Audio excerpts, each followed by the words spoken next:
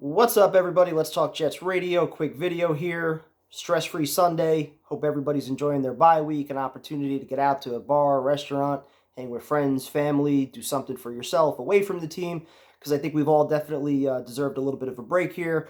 And it's really nice to be sitting at 3-3 going into the bye week, all things considered. You start the season, 4 plays in, you lose your quarterback. You're sitting there at 1-3, looking at that Eagle game right before the bye week.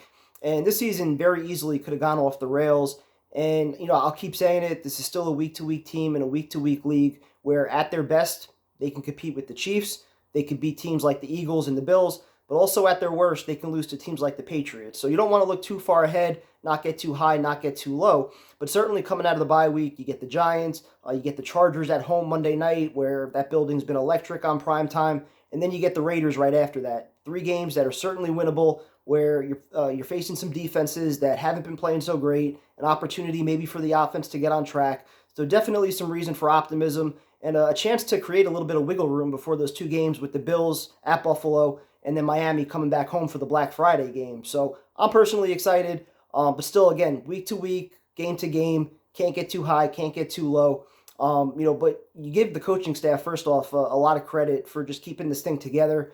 Especially Saleh, who, sometimes we get on for some of the press conferences and some of the little things that he might say, especially with the injury report, which just drives me nuts. But all things considered, I think he's done a fantastic job just keeping that locker room together where, the reports 3 weeks ago when they were 1-3 weren't so great. Now, you see guys talking after the game, guys crying because of how much they love playing here, playing for one another. Like, that's the kind of environment that I think Joe Douglas wanted to really establish here with the players that he drafts and the players that he brings in. That's what you see when you have leadership. And, I think Saleh's done a great job of just cultivating it all together and keeping these guys focused on the ultimate prize, which is winning games and getting to the playoffs. So you hope that last season was a great learning experience for everybody. You hope that it left a sour taste in everybody's mouth, the way they lost, what was it, 6 or 7 at the very end, and just, finished completely different from the way they started. And I think there should be a chip on everyone's shoulder to finish this year strong and to actually make the playoffs, because this roster is more than talented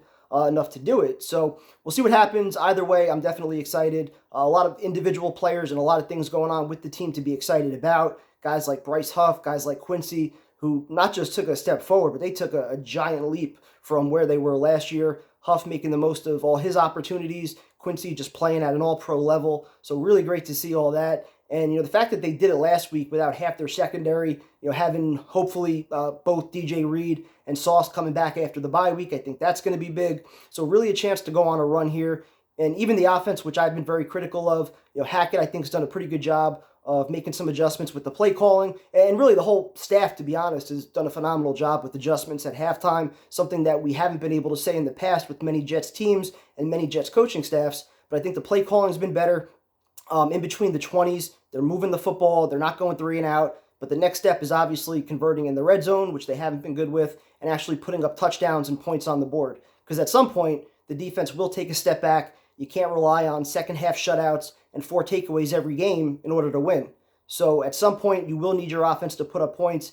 And, these baby steps that we're seeing, hopefully after the bye week with some defenses that have been struggling a little bit, hopefully that can lead to, some significant growth for this offense. You would love to see it, although losing AVT, and then who knows how long Tittman's going to be out. That's something that they're going to have to figure out. But either way, just being at 3-3 with the season still alive and an opportunity to at least go on a little bit of a run here, definitely exciting. So enjoy your bye week. Talk to you guys later.